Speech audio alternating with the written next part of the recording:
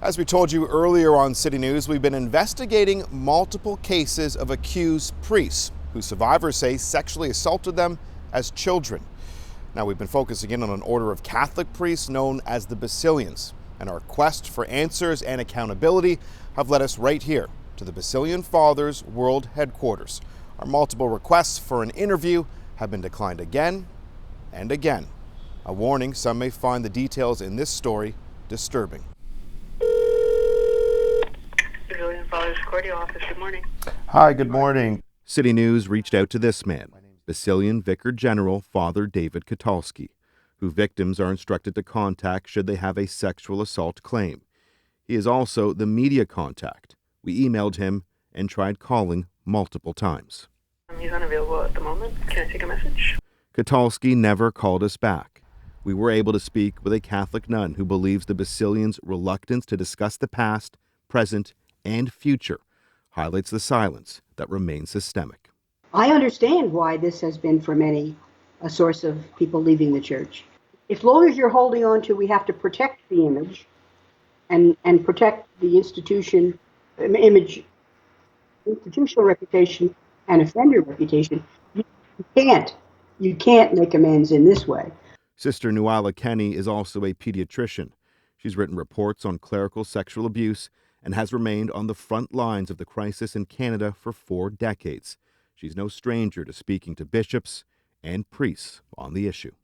They have to be able to sit and openly acknowledge what happened, confess and express their attempts at atonement.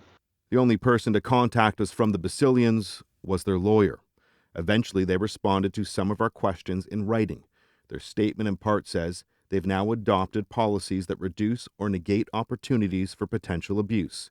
Those include priests not being alone with children in private settings, no one-on-one trips, and background checks. The order also has classes on conduct and boundaries for priests. We've done lots with policies and protocols, especially in my church, but we haven't gotten at these underlying issues. And those underlying issues are issues of the culture. Following a wave of allegations against the Catholic Church, the Basilians introduced a sexual abuse policy in 1991. Although when claims against the Basilians are made, investigations are still carried out by their own priests. Peter Lucci, who shared his story of sexual assault for the first time with City News, is calling on the Basilians to have meaningful public discussions. I would just like them to have accountability and transparency.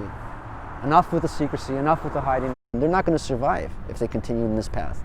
With more than 7,000 Catholic priests alone in Canada, it's still unknown how many have been accused of having sexual contact with children. In February 2019, Pope Francis summoned all national bishops to Rome for a crisis summit on sexual abuse. Ascoltiamo il grido dei piccoli. He opened the conference by saying the church would listen to the cries of little ones seeking justice. So what justice have survivors received? This week in our series, you'll hear calls for a list of credibly accused Basilian priests to be released, similar to what we're seeing in the United States. Tomorrow on City News, we'll hear from one man who took his fight with the Basilians to Canada's highest court. It resulted in a historic win for victims here in this country.